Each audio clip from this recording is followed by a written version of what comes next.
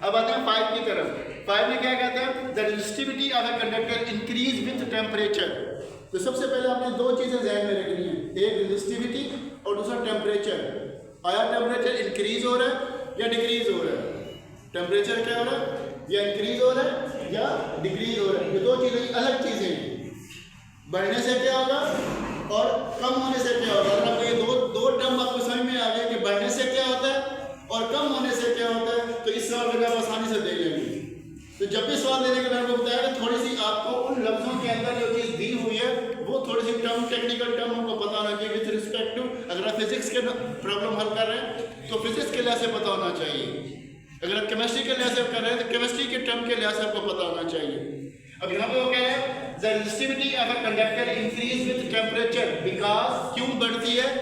ये कहता है कि रेजिस्टिविटी ऑफ द कंडक्टर, यानी कि किसकी कंडक्टर की रेजिस्टिविटी क्या होती है? बढ़ती है। इंक्रीज विथ टेम्परेचर की वजह से उसकी बढ़ती है। क्यों बढ़ती है वो सवाल देखते हैं।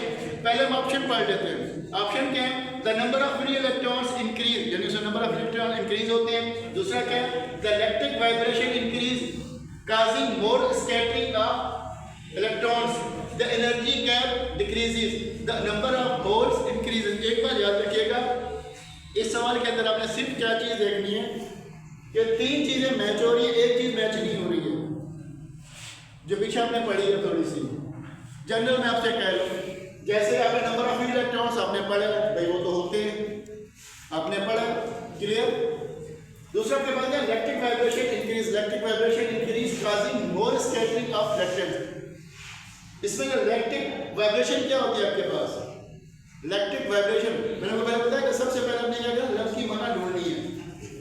इसकी लफ्ज की माना आपको आएगी तो सवाल का जवाब भी आपको आ जाएगा। लफ्ज की माना नहीं आएगी तो आप धोखा लगाओगे लाजमी। अब आप इसके अलावा बाकी तीन ऑप्शन आपको सही लग रहे हैं, आप किसी एक पर टिक करके आ जाओगे, लेकिन ऐसा नहीं है। यहाँ इसके अंदर क्या, electric vibration increase causing more scattering of vibration. सवाल देखिए क्या था, रेजिस्टिविटी ऑफ कंडक्टर इंक्रीज क्या होती है? बढ़ती है विथ टेम्परेचर, विथ टेम्परेचर, यानी कि जब टेम्परेचर बढ़ेगा तो जो रेजिस्टिविटी है उनकी क्या वो बढ़ेगी। क्यों बढ़ेगी?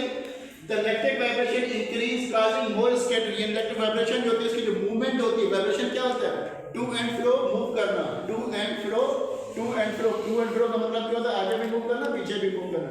इस तरह की वाइब्रेशन होती है जिसकी आमतौर पर हम फ्रीक्वेंसी में पढ़ रहे होते हैं। इस तरह की वाइब्रेशन वो क्या हो रही होती है?